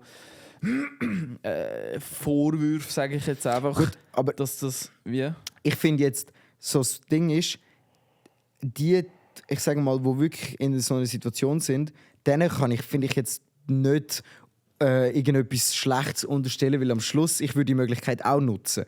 So. Aber für den Schweizer, bei den meisten, kannst du halt sagen, ja, ihr könntet es auch anders lösen. So, du musst nicht. Ja. Ich glaube, es hat von BBC hat's mal so eine Dokumentation, eine Reportage gegeben, wo es dann ein bisschen quasi die Verzwickungen, so die roten Linien auf dem Pinboard, die sie so gemacht haben. Und dann sind dann auch so komische chinesische Firmen gekommen, die dann quasi eben das Ganze stellen und dass das teilweise aufgezeichnete Videos sind, die abgespielt werden und so Geschichten. Und das Ding bei diesen Röseli und so, die auf TikTok kannst verschenken kannst, heisst es ja auch, dass ich bin jetzt nicht mehr sicher 70% oder wie viel bei TikTok liegen bleibt. Ja, also sicher genug. Sicher genug. Ich weiß jetzt auch nicht wie viel, aber sicher genug. Ja, und was ich dort dann auch schon gehört habe, halt wegen diesen Rösli oder so, und das ist irgendwie auch schlüssig, aber man tut ja oftmals auf solchen Apps oder so, das ist ja auch der Vorwurf mit dem, dass es Parallelen zum Glücksspiel hat, weil du halt, sobald du Geld dort rein tust und das in so Tokens verwandelst, dann tut das unser Hirn ein bisschen austricksen, dass man das Gefühl hat, es geht gar nicht um echtes Geld oder man denkt dann nicht so bewusst darüber nach, wie wenn jetzt jedes Mal 3 Franken stehen. Aber wenn dort halt steht 30 oder 3000 Tokens und umgerechnet sind das dann irgendwie 1,50 Franken, das ist ja auch extra so, dass es nicht so geil kannst gegenrechnen, ist extra so gemacht. Und eben so 35 Röseli kosten wieder für einen Diamant und 5 Diamanten. Das sind jetzt andere Games, wo ja auch so Mechanics drin haben. Einfach zum den Realitätsbezug irgendwie noch viel weiter wegzuschicken. Ja, es gibt halt... Ich denke damals an Twitch, so, weil Twitch ist ja eigentlich das gleiche System. So. Einfach ganz eine andere Art irgendwie. Aber dort gibt es ja das eine, das nennen wir einen Hype-Train. Also, wenn viele Leute spenden, dann kann man einen Hype-Train erschaffen. Und wenn dann mehr Leute weiter spenden, dann wird der Hype-Train grösser. Also das gibt es auf Twitch zum Beispiel auch. Aber dort habe ich viel weniger das Gefühl, eben, es ist so eine krass kleine Grenze eigentlich. Aber dort habe ich weniger das Gefühl, dass dort die Leute so krass animiert werden, falsches Geld, also Geld, das sie nicht haben, auszugeben, weil du halt dort auch den Betrag in Franken siehst. So. Aber es ist noch ein schmaler Grad zwischen verleitet es Leute zum Geld rein tun. Ja. Zum Glück muss ich das nicht entscheiden. Ja, ist so. Das ist ja freiwillig. Ja. Das ist freiwillig. Am Ende des Tages, ja, darf jeder sein Geld so ausgeben, wie er will. Ausser die Steuern. Ja. Ja, es ist halt manipulativ irgendwo. Ja, crazy. Ja, also so die In-Game- oder Microtransactions kann man dem ja auch, glaube ich, sagen. Wenn so Bruchteil, Räppli-mässig Sachen machst. So Clash of Clans und so ist auch ein Paradebeispiel für diese Thematik. Bin ich selber nie so ganz krass drin gewesen. Also, wie meinst du? Also, ich habe Handygames, sind das mehr so, du hast es gepostet und dann ist es fertig gewesen. Es hat gar keine In-App-Käufe gegeben. Oder halt auch Computerspiele, wo die Mechanics einfach nicht so vorhanden sind. Ja, ich bin schon ein Skin-Hure. Ich bin da schon, also wenn ich so ein Spiel intensiv zocke, dann gebe ich dort auch gerne mal so 15-20 Stutz aus oder so und hole mir irgendetwas Geiles. Aber bei dem bleibt es dann mehr oder weniger auch. Aber es ist schon... Ja, am Ende ist es halt eigentlich für nichts. Wenn du denkst, dass eben so COD und so, dort war das System, wenn du eine Waffe auflevelst, wenn du Abschüsse mit gewisser Distanz oder so und das machst, dann kannst du Skins frei schalten. Das heisst, du konntest üben, spielen und hast so etwas mehr gehabt. Und jetzt ist es halt einfach so, ich habe Cash und du nicht. So. Und das ist schon ein bisschen schade. Ja, aber du, auf die andere Seite eben, es ist halt die Leute, oder ich sage, viele Spielentwickler verdienen halt jetzt dort ihr Geld und nicht mehr, viele Leute sind halt auch nicht mehr bereit, für das Spiel Geld auszugeben. Es gibt ja jetzt auch den Namen Freemium. Freemium sagt man dem. Also, Freemium? Also so. Freemium, quasi wie Free und Premium.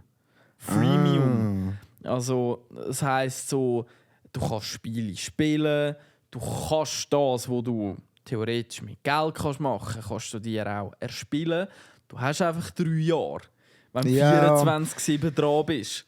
Ja. Und dann musst du dann sagen, ja, Moment, dann muss ich, glaube ich, gescheiter mal 15 Stutz in die Hand nehmen, um mir die Waffe, um mir den Skin oder so zu holen. Weil sonst bin ich einfach 3 Jahre permanent am Durchsuchten. Ja. Darum Freemium. Dann gibt es ja nachher das Passsystem. Also jeden Monat gibt es einen Pass, wo du für 5 Stutz und dann hast du mehr Wohnungen, die frei sind. Ja, es ist schon recht crazy. Dreckige hure Mafia. Ja. Ja. Wenn wir gerade beim Thema Mafia sind, ist diese Woche, ich glaube gestern, ist noch ein cooler Entscheid gefallen. Also für alle, also ja, ist jetzt nicht so interessant, ich finde es einfach geil.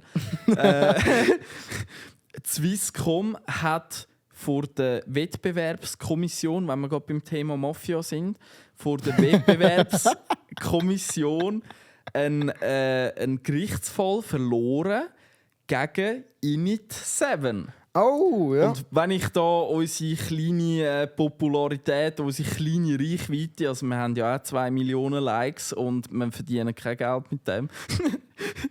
3 Millionen seit letzter Woche. Seit letzter Woche Minimum. Und das ist nur Spotify, wenn ich... Ja. Ich glaube, wenn du oben schaust, Spotify haben wir so 5 Bewertungen oder so.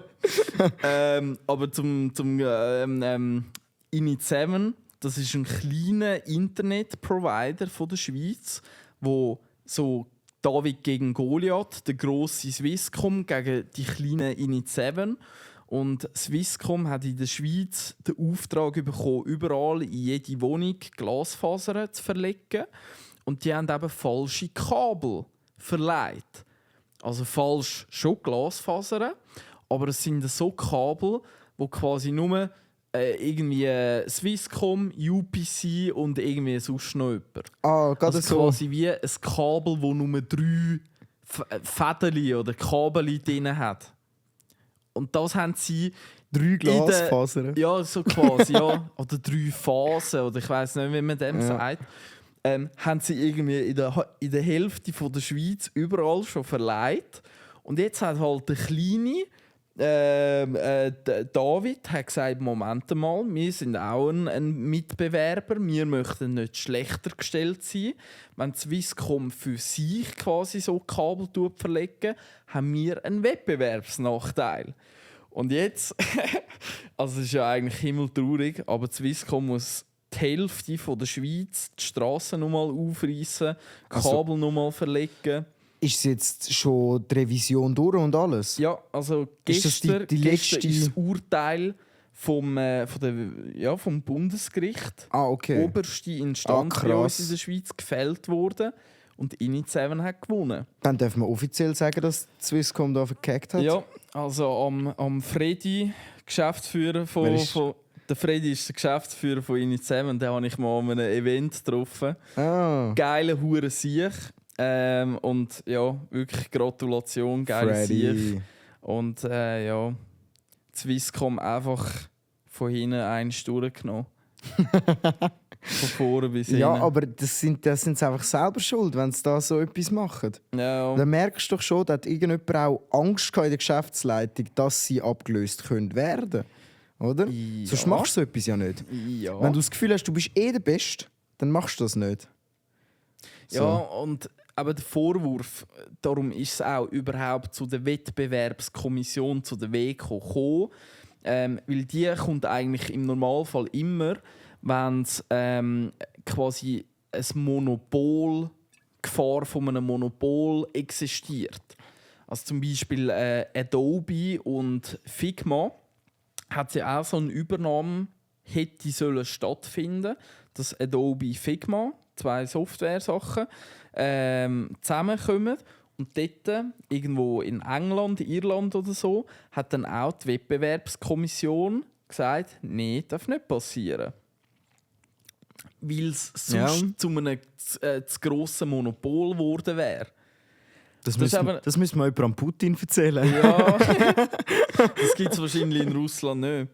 Oder einfach anders. Doch, einfach einmal. Ja, er entscheidet, wenn ein Monopol rum ist.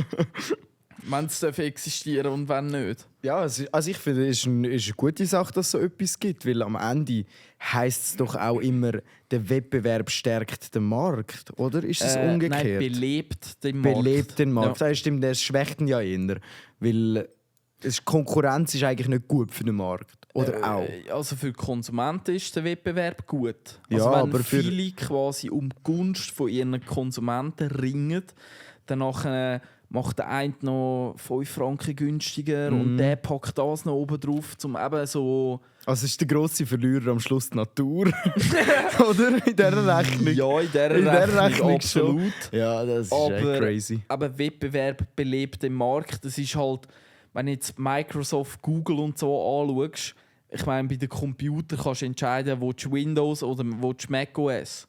Die krassen Linux. würden jetzt noch mit Linux kommen. In Nordkorea gibt es ein eigenes Betriebssystem, das heißt Red Star. Okay. Es ist einfach eine geklonte Raubkopie von macOS. Sieht Nein. genau gleich aus. Nein. Und so der Finder heisst ja auf Mac 1:2 das gleiche Icon und alles. Ja, Das ist Nordkorea. Eben siehst du, Genie. Klaut Genie, einfach. Genie. Sind wir wieder. Ja, Haariges Genie. So können wir unsere Wow. Folge nennen. ja. Und unten dran die Macht des Wortes. Die Macht des Wortes. Shish. Ja, Shish. Oh, Oh Mann, ja, so gut. ja, crazy shit. Es ist schon zu viel. Ja, WECO, Swisscom, Init7. Dings, diese Woche auch gerade von der Swisscom. Sie erhöhen die Preise. Erhöhen. Also alle, die jetzt ein Swisscom-Abo haben, es wird teurer. Wieso wohl? Und in der Pressemitteilung von der offiziellen Pressestelle schreiben sie, die alle bisherigen Abos müssen teurer werden, um den Service zu gewährleisten. Um ihre Fehler wieder auszubaden. Ja. Und danach gibt es eben ein Salt, ein Sunrise, sonst irgendwelche Provider. Es würde mich jetzt interessieren, ob so grosse Zeitungen, so Blick oder auch Tagesanzeiger und so Zeug, ob die das schreiben oder nicht. Also weißt du, ob da die Swisscom blöd gesagt kann einen Hebel vorschieben, damit das nicht gross an die Glocke gehängt wird. Natürlich, bei uns können es nicht machen. Das ist jetzt, weiss es die ganze Schweiz. Aber spätestens, wo wir es jetzt im Fußcast erwähnt haben, weiss es wirklich die ganze Schweiz. Ja. Ja, hat eigentlich die Frage beantwortet. Nein, aber es würde mich schon interessieren, ob die jetzt das da... Also sie werden es wahrscheinlich versuchen. Aber... Oder vielleicht... Da ist halt dann wieder die Frage, wie viele Leute investieren in Also Privatzeitungen, wenn dort Swisscom und so investiert, dann schreiben die das sicher nicht. Es ist dann wieder eben Mafia, die eine Hand wäscht die andere. Und bei so Privatsendern habe ich... Also eben, ich weiss es nicht. Privat halt, ja. Es ist eine Vermutung, die ich jetzt einfach in den Raum hineinstelle. Aber wenn jetzt irgend so ein kleiner, privater Regionalsender vielleicht noch ein bisschen von irgendeinem staatlichen Dings unter die Arme gegriffen wird oder sonst irgendwie, ich weiss auch nicht. Ich mache jetzt ein frei erfundenes Beispiel. Wenn Tele Zürich zum Beispiel und Fischer Bettwaren. Ja. Ich meine, das ist ja wirklich eine Kombination, die gibt es seit 20 Jahren und die ist untrennbar gefühlt. Aber wenn es jetzt irgendwie keine tote Gänse und Enten sind, sondern irgendwie gerupfte keine Hühnchen von Ungarn oder so und das zu einem Skandal würde kommen, dann würde ich behaupten, Tele Zürich würde nicht darüber berichten. Ja. Ausser sie verlassen das sinkende Schiff. Ja. Das ist auch so ein... Ja, aber Fischerbett war, das ist, das ist so ein stabiles Schiff. Schiff ist schon gesunken. Nein. Vielleicht einfach ein U-Boot? Nein, ich kann Nein, also ich weiss nicht, ich habe noch nie ein Produkt von denen, die machen sicher einen guten Job. Aber ich kann es nicht anders erklären. Also, vor 20 Jahren ist genau die gleiche Fernsehwerbung irgendwie schon im Fernsehen gekommen. Und es ist ja so zu einem Klassiker geworden. Grüezi, mein Name ist Fischer von der Fischer Bettwarenfabrik, auch Wedischwil am Zürichsee. Wir fabrizieren. Ja. Also wenn ich die wäre, würde ich auch mit dem weitermachen, weil... Ja, das ist mit Abstand Classic. Ja, voll. Für die nächsten 100 Generationen. Ich habe gerade versucht zu rechnen, wie viele 100 Generationen sind. Das sind so 800 Jahre, oder? Ich kann mal oder ist das gerade völlig bindend? Völlig falsche Zahl gewesen. Also ich habe das, glaube ich, mal... Entweder hat das unsere Religionslehrerin mal erzählt oder ich habe das mal gefragt im Religionsunterricht. Weil es gibt irgendwie so eine wissenschaftliche Definition von einer Generation. Irgendwie passen die zwei Sachen nicht ganz zusammen. Ja, absolut bin ich bei dir. Aber es gibt so eine wissenschaftliche Definition, was eine Generation ist. Und das sind irgendwie so 40 Jahre. Dann wären macht mehr Sinn so eigentlich. 400 Jahre. Ja. Nein, 4000, wenn es 100 Generationen sind. True, Bullshit, nein, oh mein Gott, meine Zahl vor ist so... Zum Glück muss ich niemandem zuschauen, wenn er das hört. Hey, nein! Aber zum Glück weiss nur die ganze Schweiz. Und dann hat unsere Religionslehrerin eben erzählt, aber die Religion... Jetzt passt es wieder. Dort ist irgendwie eine Generation 20 Jahre. Weil halt ja, aber so da muss ich jetzt mal muss ich sagen, passiert nicht oft, aber da bin ich auf der Seite von der Religion. 20 Jahre ist für mich realistischer wie... Also ich habe zwar vor 80 gesagt, aber ich glaube 20 ist eigentlich schon am sinnvollsten. Ja, ich meine 15 können Sie ja nicht sagen. Nein, der ist schwierig. Der ist schwierig. Auch für Killen. Auch für Killen! Oh mein Gott, Killen, Alter, ich weiß ja nicht. Ja. Wow. Ich glaube, ich muss mal den Birrenweich fragen, was so gut ist und was nicht. Scheiße. Ja, jetzt kommen wir nur ganz miserable Witze mit Killen und so Sachen. Gut. Ich glaube im Fall, ich höre ja viel gemischtes Hack. Und ich finde, also ich meine, es ist ja Unterhaltung und ja, irgendwo, ich weiß auch nicht, ich habe es immer noch nicht herausgefunden, ich wüsste auch nicht, wer das kann sagen, was das okay ist und was nicht. Ich weiß es wirklich nicht, weil eigentlich solltest du ja können einfach unterhalten, rauslabern. Klar, Comedy hat auch irgendwo Grenzen, aber ich weiß nicht. Das ist interessant, aber wenn ich denke an Kristall zum Beispiel auch. Der Kristall, das ist der wo bekannt wurde mit seinem Auftritt beim Stefan Raab im TV Total mit «Darf man das?» «Darf man das?» Und dann hat er eben auch so Sachen rausgehauen, die du eigentlich ja nicht machen kannst. Aber es ist halt Unterhaltung. Und klar, ja eben, es ist mega... Schon schwierig. Also ich glaube, wenn wir da eine Lösung finden, dann... Das Erfolgsrezept finden, ja. Ja. Apropos Stefan Raab, hast du ein Update von ihm irgendwie gerade im Kopf? Also eben, es gibt einen Boxkampf. Sonst, er hat die 9 Millionen logischerweise nicht erreicht. Aber doch irgendwie 3 oder 4 oder so. Ja, der wird dort boxen, aber ich bin gespannt, was weiterhin passiert. Weil ich habe jetzt auch gerade nichts Neues von seiner Seite. Also der Elton und der Stefan. Also es ist kein neues Video. An welchem See? Ist das am Gaumasee? Oder? Weiß nicht, welcher See. Aber es ist irgendein so ein See in der Schweiz, irgendwo in der Bünd oben. Ah, wirklich? Ja, das ist dort gedreht worden. Ah. Also den kennt man während der Corona-Zeit. Sind alle Zürcher sind an diesen See gegangen. Der Blausee. Der Blausee oder der Gaumasee. Einer von diesen zwei, ja. Und ich glaube, die sind mega nahe beieinander. Ja. Also so 5 Minuten mit dem Auto. Ja, dann kannst du, wenn du siehst, dass dort schon mega viel rumstehen, kannst du zum anderen fahren. Und merken, fuck, dort hat es noch mehr und gehst wieder retour. Ja, genau. Oh, no. Nein, ich bin mega gespannt, was dort... Also, Stefan Raab, einfach eine allseits Legende. Ich liebe den Typ. Ich habe all die alten Folgen Raab in Gefahr und so, das habe ich alles im Nachhinein gesuchtet. Wie blöd. Das ist so lässig. Aber er ist halt auch so ein frecher Charakter, der aber halt trotzdem irgendwie sympathisch ist, sodass du ihn nicht übel nehmen kannst. So. No. Ich vergesse das nie mehr, sein FIBO-Video, wo er auf die FIBO, die Fitnessmesse, gegangen ist.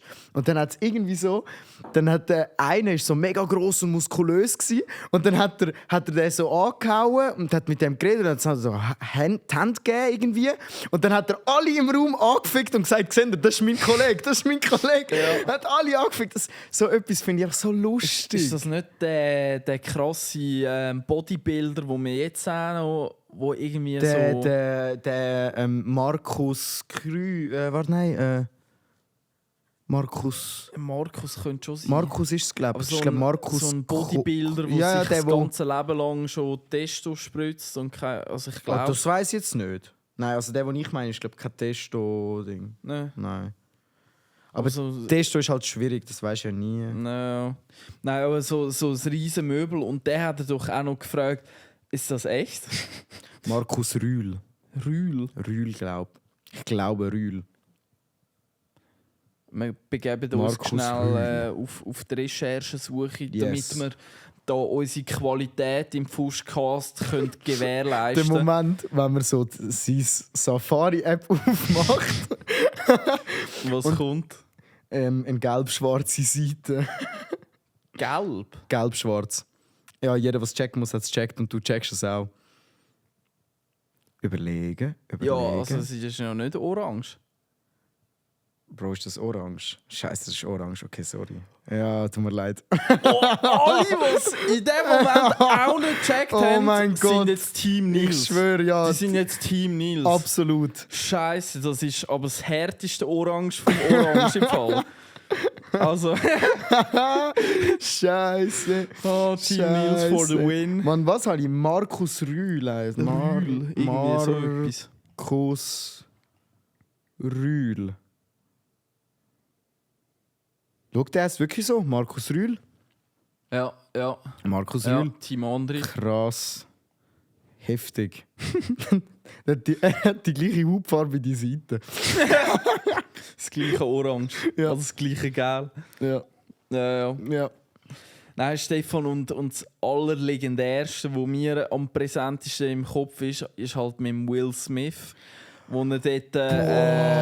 Here comes the man in black. Was so geil. Galaxy Defender. Ja, und er hat sie ja mit ihm so eingeübt nachher. on, yeah. Oh.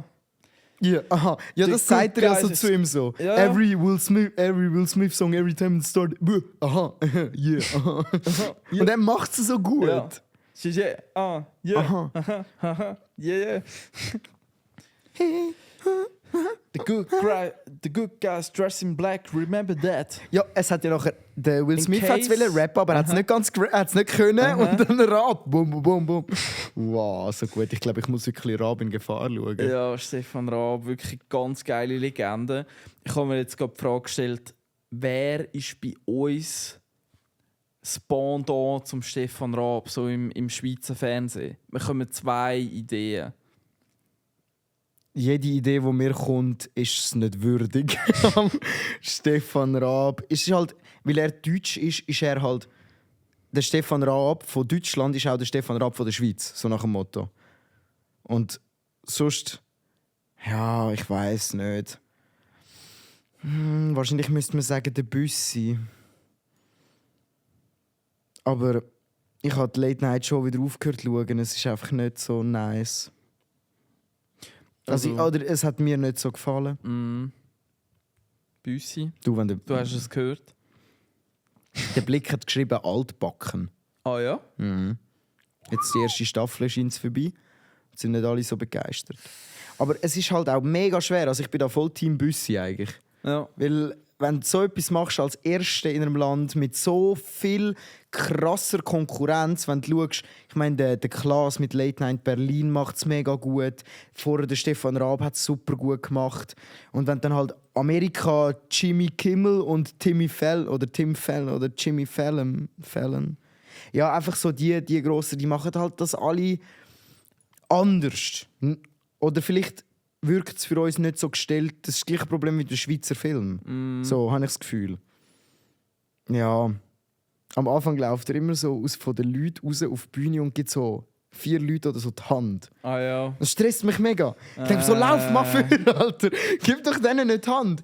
Das ist wie so im Wahlkampf in Amerika, wenn so alle mit dem Trump oder Demokratenkäppli und dann tun man sich so selber feiern, selber so auf die Schulter klopfen, noch schnell eine Unterschrift geben, noch schnell das Baby küssen. Es ist so, weißt, eigentlich sollte das Handgeben etwas sein, das zeigt, dass er am Boden geblieben ist. Aber für mich sagt es genau das Gegenteil aus. Weil wer gibt so den Leuten die Hand? So der Papst oder so, krass, wenn der das macht. Der Präsident von Amerika oder so, ja gut, kommt davon wählen. Aber weißt du, so in die Richtung. Aber der Büssi, Bruder, so, ja, keine Ahnung, weiss ich nicht. Ja. Weiss ich nicht. Aber eben auf die andere Seite. Also, Ja. er macht es auf jeden Fall besser, wie ich es würde machen. Ja, und mit einem neuen Format in der Schweiz, also ich weiss nicht, aber irgendwie kannst du nur verkacken. Ja, also vor allem, weil es halt eben ein neues Format ist, das es aber schon gibt. Ja. Also die Leute erwarten mega etwas und ich glaube, diesen Erwartungen kannst du wie nicht gerecht werden. Ja. Stell dir vor, die Schweiz dreht ihren eigenen Avatar. Bruder, es ist vorbei. Es ist vorbei. Unsere Enten kommen wieder Ey, ich habe auch an ins unsere Enten gedacht. Bro, das sind die fliegenden Vögel, weißt du? Ja. Ja, what the fuck, welche Vögel fliegen nicht? Es gibt Vögel, die nicht Es gibt fliegen. nicht ja. Es gibt nicht Vögel. Straussen. True, können die fliegen? Nein. Nicht? Die Crazy. Straussen können nicht fliegen. Ist draußen ein Vogel?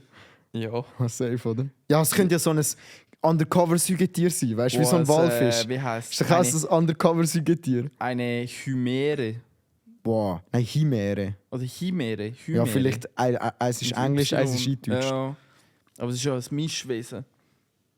Mit zwei. Boah, ich weiß gar nicht, was eine Chimäre ist. Also es ist einfach, wenn zwei Tiere miteinander verschmelzen, dann ist es automatisch ein Chimäre. Ah, das gibt es gar nicht so. Also es ist so ein Sammelbegriff. Das ist so cartoonmäßig, wenn so das Huhn und das Schwein ein Kind hat. So. Dann ist es einfach ein Chimäre, aber dann irgendwie ein Loi und ein Adler, das ist ja dann ein Phönix, oder?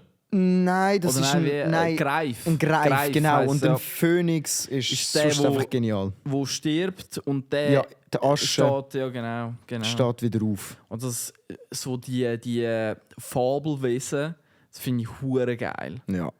Das habe ich als Kind einfach auch schon unglaublich geil gefunden mit so wie hat das geheißen?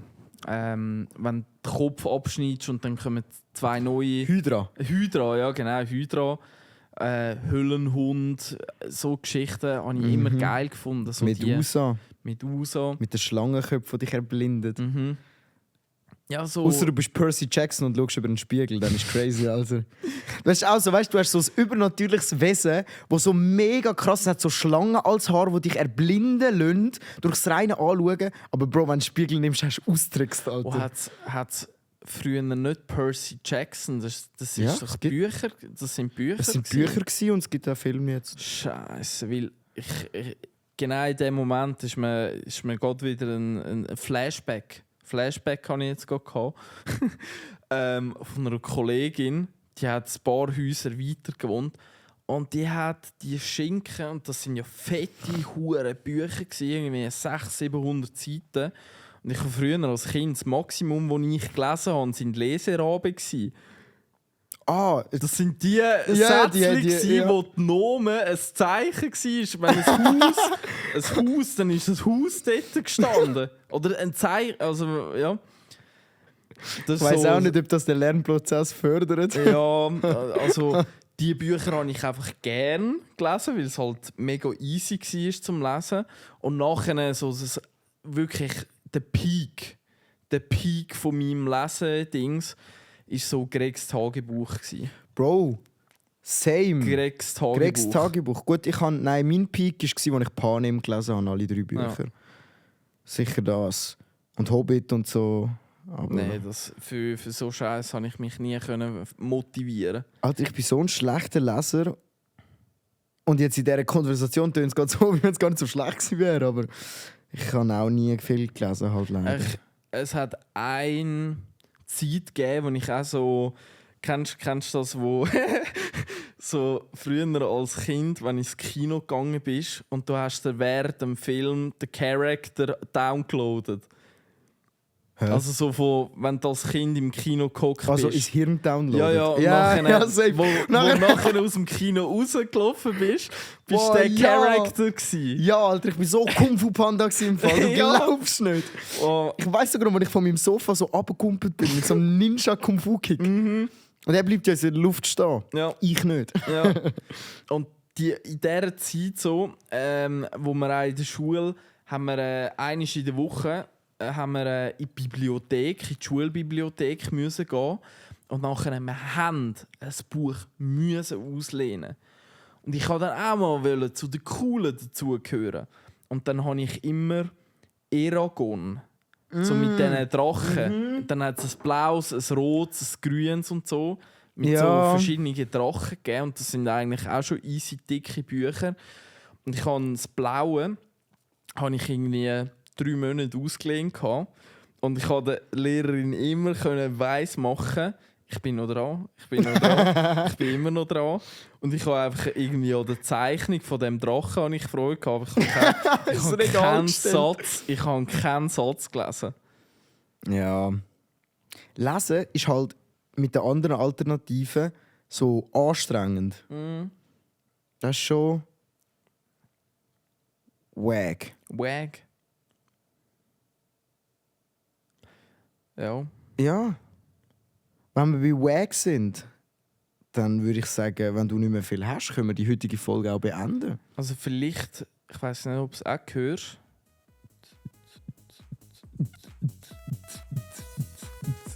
Hörst du es auch? Nein. Warte, jetzt kommt's. Jetzt kommt's. Oh.